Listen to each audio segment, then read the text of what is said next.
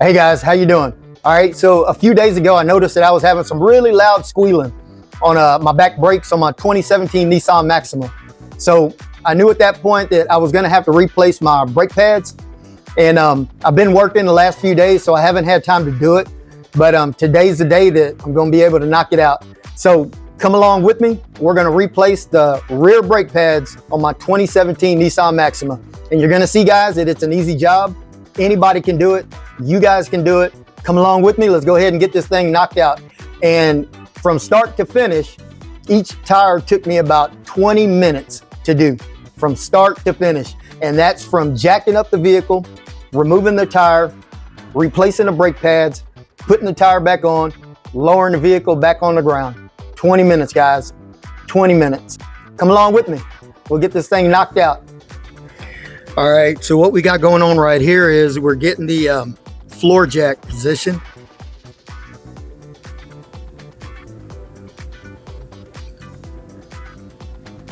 We're making sure we get good placement on the floor jack.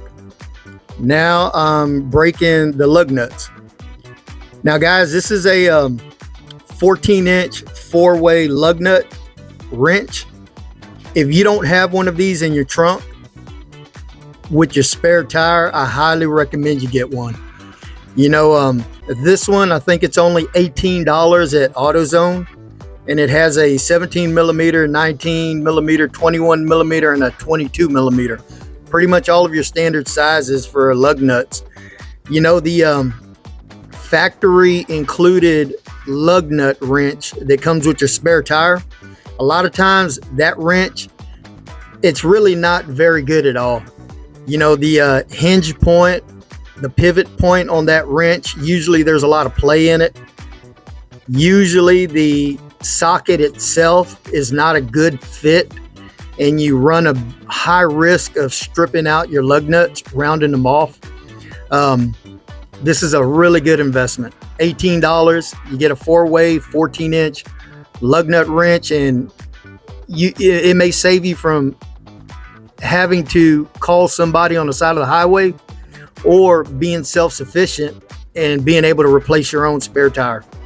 Okay, so now what we're doing is we're looking at the actual brake caliper. What I'm doing is I'm using a 14 millimeter socket and loosening the slide pin bolts. This is the top slide pin bolts. I'm going to take this one completely out. I'm leaving the bottom one in, and I'm going to pivot the brake caliper downwards so I can get to the brake pads. Just like that, guys. Just like that. There's no need to take the brake caliper completely off. Now I'm using a flathead screwdriver, and I'm prying out the old brake pads. That's it, guys. And you can see how worn down my old brake pads are compared to the new one. The new brake pad on the right, the old brake pad on the left. You can see all of the brake pad material that's removed, worn down. So now I'm applying brake pad grease on the outside of your brake pad. You're going to apply it on the metal plate on the outside of your brake pad, not the inside. You want the grease on the outside metal plate where it's going to make contact on your brake caliper. Installing the inside brake pad just like that, guys. These brake pads, they slip right in. Now what I'm doing is I'm using a squeeze clamp, and I'm compressing the brake caliper piston.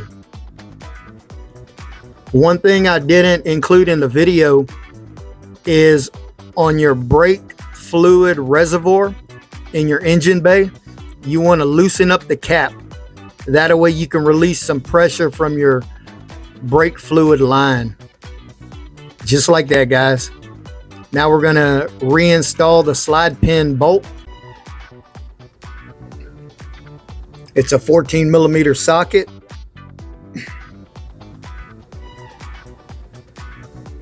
Tighten it down. Now when you tighten these bolts down, you want to be careful that you don't over tighten it, because you can break the bolt. You can twist it right off. right there. And that is it, guys.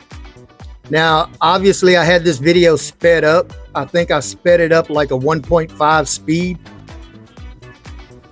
But from start to finish, from putting the floor jack underneath the vehicle, raising the vehicle, taking the tire off, replacing the brake pads, and putting everything back together, this was 20 minutes per tire. And it's very simple. There's no bleeding of the brake fluid that has to be done, because we're not opening up the brake lines. We're not removing or replacing the brake caliper or the brake caliper piston. We're simply replacing the brake pads. So a number one sign that your brake pads need to be replaced is you're going to be hearing a high-pitched squealing sound as you drive down the road, and especially when you press on your brakes. So rather than paying somebody to do this, if you've got a little bit of willpower, you got a little bit of desire to do things on your own and save money. And that's me, guys. You know, I'm all about saving money. I'm all about becoming self-sufficient. I'm all about learning and just being able to do things on your own, you know. So I hope this video helped you guys out. I hope it took away the intimidation factor of replacing your brake pads. And I hope it gave you a little bit of confidence. You know, you guys can do this on your own, man.